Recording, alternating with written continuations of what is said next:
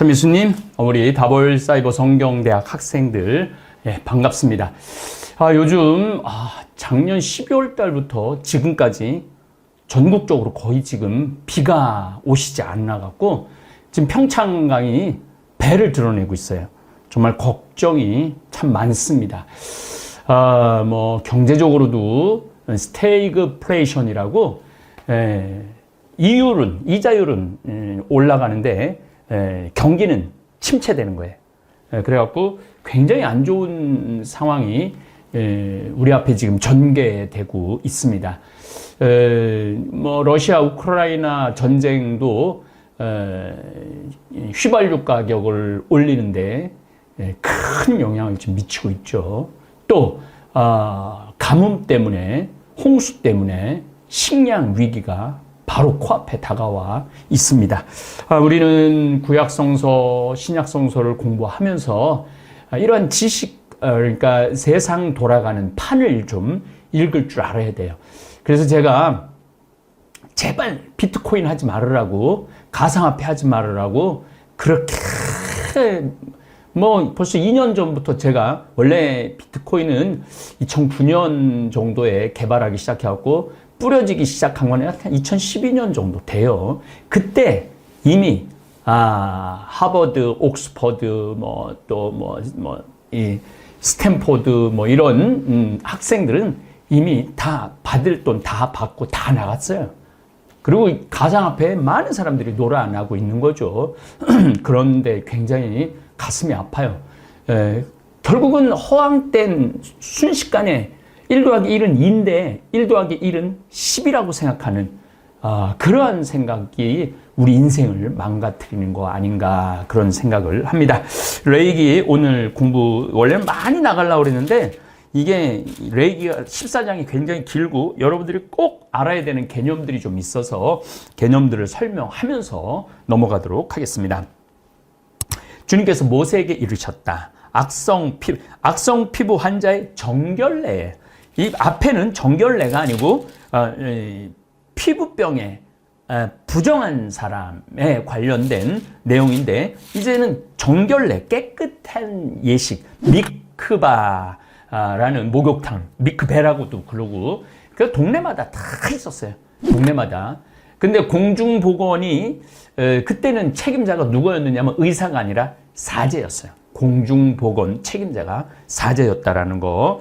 저도 많이 정말 제가 이런 청국장 사업을 하면서 이제 책에 곧 나가겠지만은 그 건강을 되찾은 분들을 이렇게 보면서 사제가 공중보건을 책임지는데 저 역시 지금 코로나 바이러스 시대에 공중보건 책임에 한 몫을 하고 있다라는 생각을 하면서 나름 굉장히 행복합니다.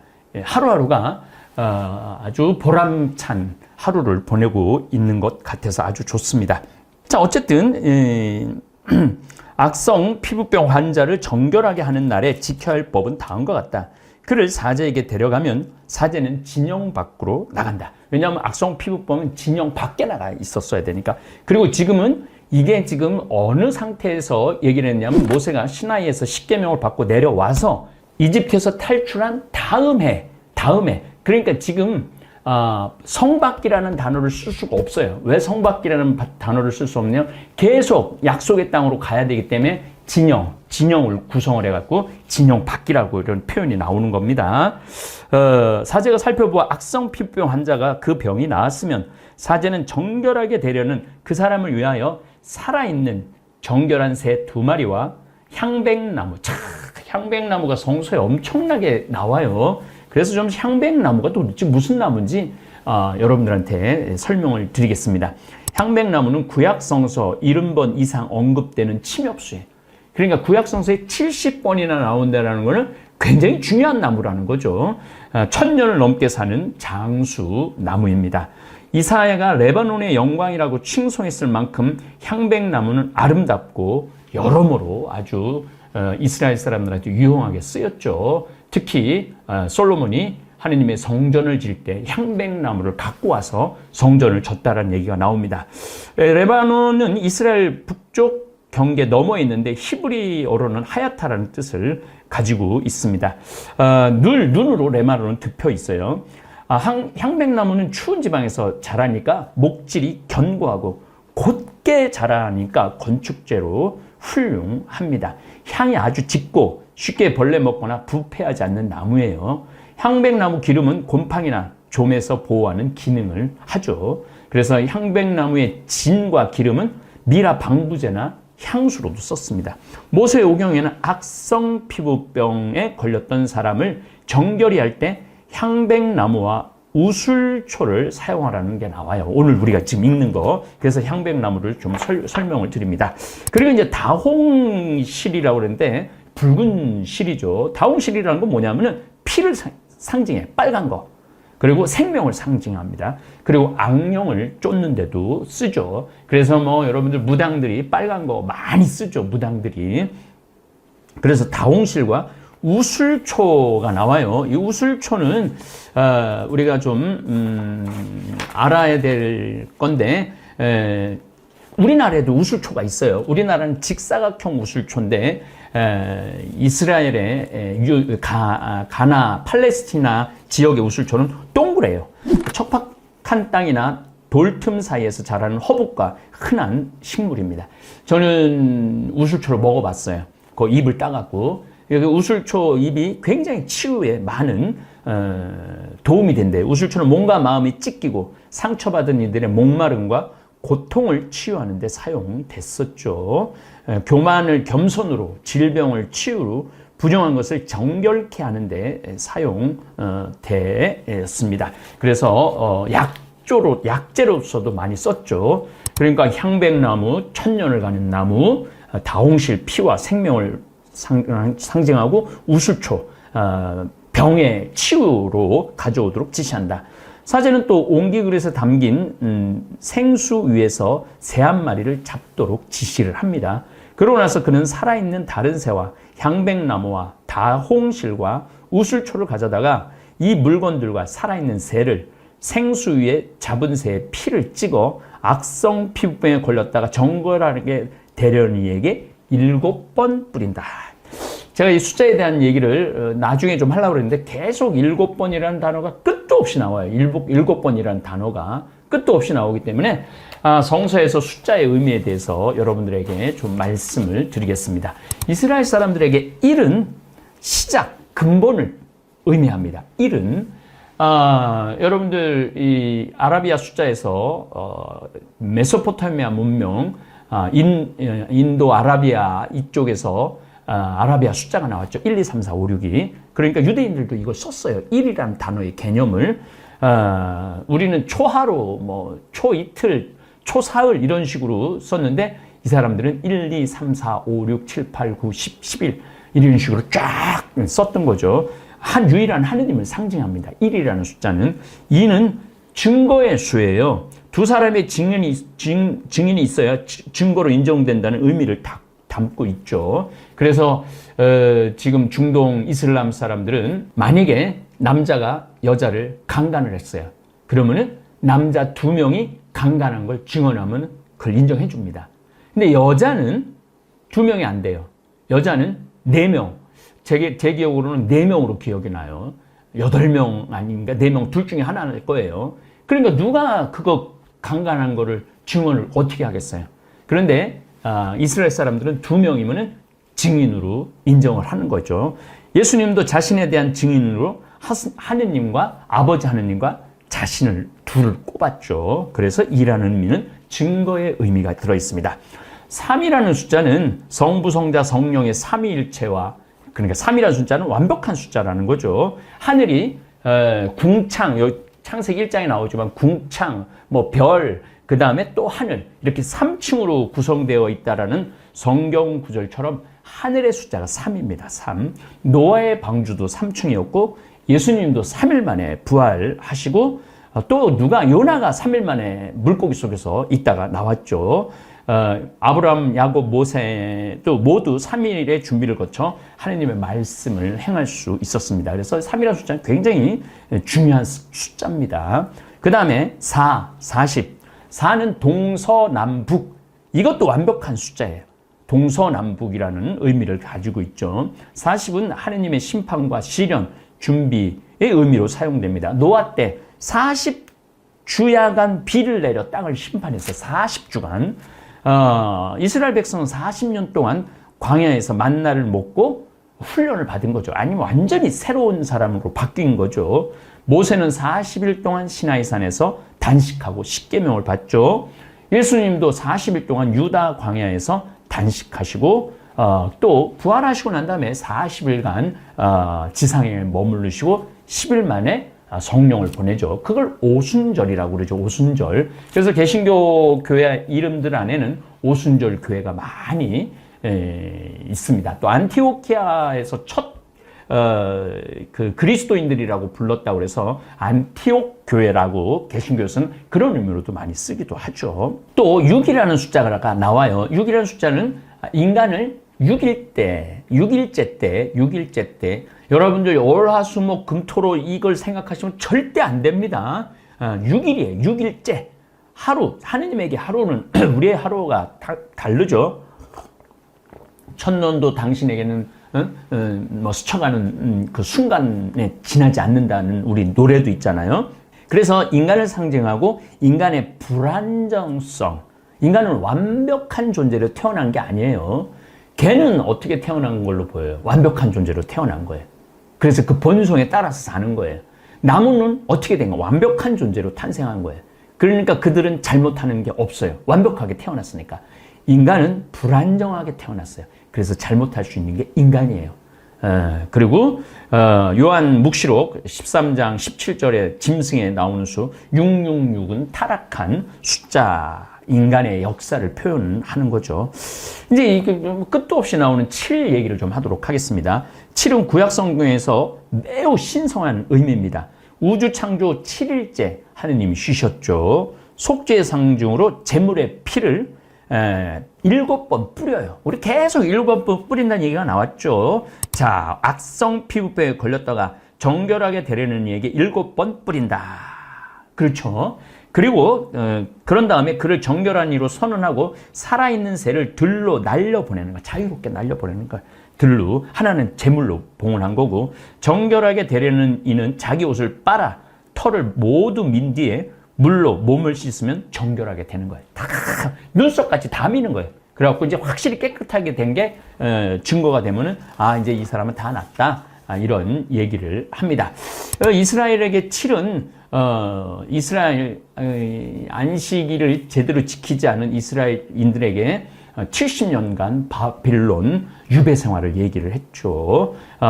어쨌든 또 70은 자손을 의미합니다. 노아의 세 아들에 의해서 퍼진 민족의 조상은 정확히 70명이고 야곱과 그 야곱의 자손이 70이라는 숫자를 내고 있죠. 완벽한 숫자예요. 7이라는 숫자는 12지파는 12명의 야곱의 12명의 아들들, 예수님의 12 제자. 그래서 종족의 의미를 나타내는 거예요. 그래서 이 12이라는 숫자는 민족의 의미를 지니고 있습니다. 그래서 여러분들 성서에서 자꾸 숫자가 나오면 이게 뭐 도대체 왜 7번 뿌리는가? 왜 3이라는 숫자가 나오고 왜 40일이라는 숫자가 나오는가? 이런 것들을 좀 이해를 하시고 이제 성경 공부를 하면 훨씬 재밌으실 거예요. 정결하게 되려는 이는 자기 옷을 빨고 털을 모두 민 뒤에 물로 씻으면 이제 정결하게 됩니다. 미크베라는 목욕탕에서. 그리고 그는 진영으로 들어가 자기 천막 밖에서 1회 동안 머무른다. 1회 동안 완벽하게 이제 깨끗해졌다라는 확신을 얘기하는 거죠. 1회째 되는 날에 그는 다시 털을 모두 민다. 머리털과 수염과 눈썹까지 털을 모두 민다. 그런 다음 옷을 빨고 물에 몸을 씻으면 그는 정결하게 된다. 8회째 날. 항상 예수님도 8회째 날 할례를 받았다고 그랬죠. 완벽한 숫자가 끝나고 8회째 되는 날에 이제 그는 일상생활로 돌아오는 거예요. 그는 흠없는 어린 순양 2마리와 1년 된 흠없는 어린 양, 암양 1마리, 곡식 제물로 바칠 기름 섞은 고운 곡식 가루 10분의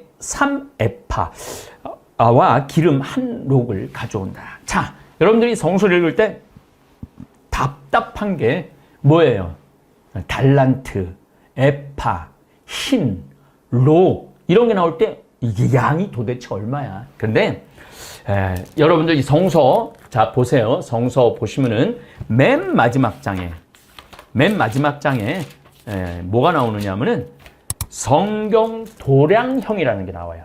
성경 도량형. 자 여기서 부피 에파는 40리터, 밭은 역시 40리터, 코르는 400리터, 호메르는 400리터, 레텍은 200m, 스아는 13리터, 제가 말씀드렸죠. 신은 6.5리터, 오메르라는 단어도 많이 나와요. 4리터, 캅 2.2리터, 록 0.5리터. 그러니까 기름이 굉장히 귀하잖아요.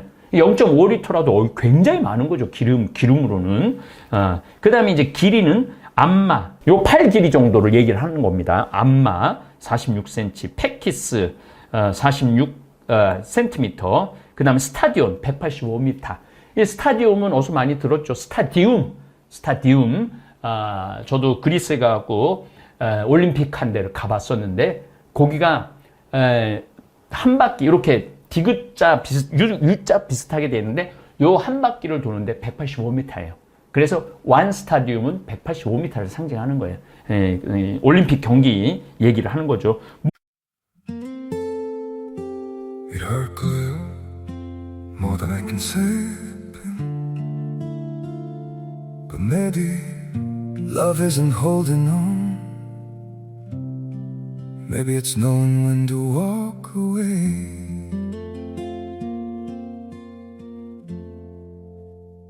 We try to hold what we're slipping through, like sand running from our hands. Every promise started losing shape. We couldn't be what we once planned. Your eyes would look right through mine, like you were already gone. We stayed too long in a fading light, trying to prove we still.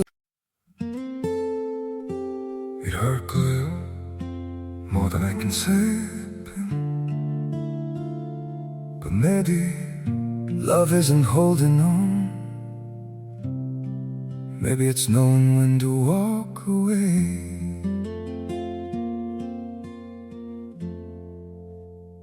We try to hold what we're slipping through, like sand running from our hands. Every promise started losing shape. We couldn't be what we once planned. Your eyes would look right through mine, like you were already gone. We stayed too long in a fading light, trying to prove we still. It hurt good, more than I can say, but maybe love isn't holding on. Maybe it's knowing when to walk away.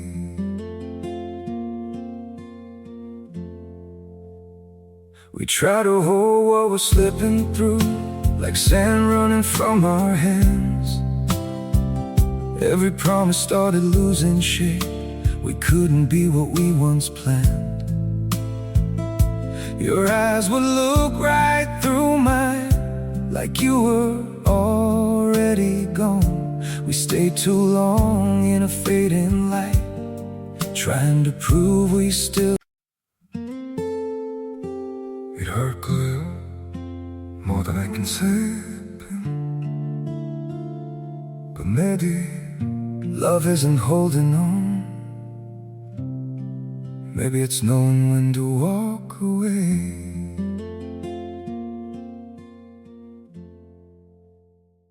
무게와 합해 세켈, 1세켈은 11.5g.